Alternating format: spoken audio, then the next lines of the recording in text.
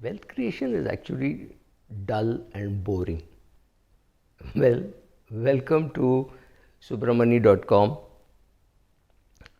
and please click on the bell icon. Please subscribe to the channel, and please give me feedback about what you like and what you do not like.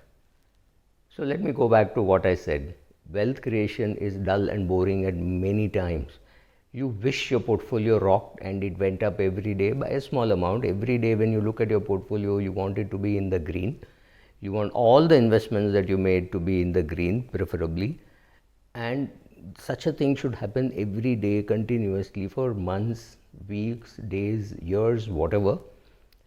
Unfortunately, your portfolio doesn't rock every day. There are times when it does nothing. There are times when it does well and you're afraid that this may not be sustainable.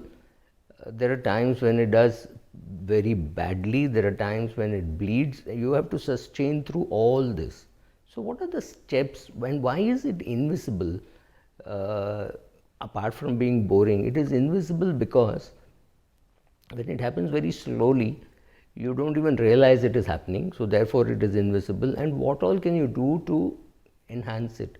Now if you are young and if you are earning and you are investing in direct equities, every year you will get a dividend. What do you do with the dividend? You let it lie in your bank account? That's a mistake. Whatever be the amount, let's say last week I got a dividend from a company called SGL. Doesn't matter what is the name, and it was about a lakh of rupees. So what do you do with 1 lakh? You either reinvest it or you spend it. Now if you don't have a reason to spend it or any reason to save it, you will reinvest it. So where do you reinvest? Simple. I have to just invest it in SGL. That is called reinvesting the dividends. When you reinvest the dividends, you take away the need to think about where to put that 1 lakh which you have received from a particular company. Give it back to that company, because that is what you would have done in case of a mutual fund. You would have gone for a growth option, which means no dividend would have been paid to you. Here the dividends are coming to you. So far it was tax free, now it is taxable.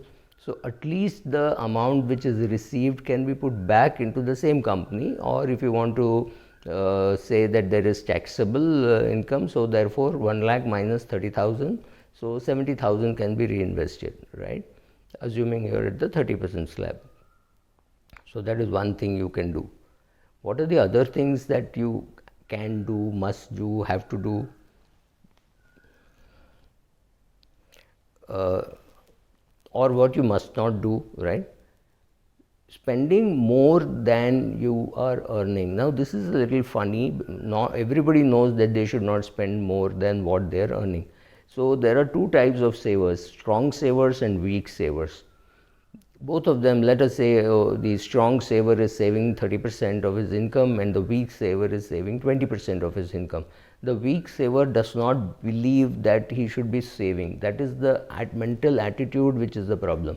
Now after 4 or 5 months of saving, suddenly the fridge needs a replacement. So the weak saver immediately says, oh, my fridge needs a replacement. He breaks his saving habit, whether it is an RD or a fixed deposit or whatever, and goes and buys the fridge. Nothing wrong with this, but the whole attitude is, I am postponing expenses rather than I am creating wealth. Now obviously postponing expenses is something which you will do because you need to create wealth for yourself in the longer run.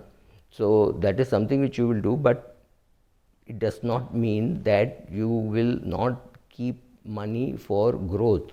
So you need to create two separate buckets. One which you are postponing expenses. Maybe you do an SIP in a debt fund and say, after this reaches a particular level, I will keep replacing assets. Otherwise, I will not. Need a new AC, need a new fridge.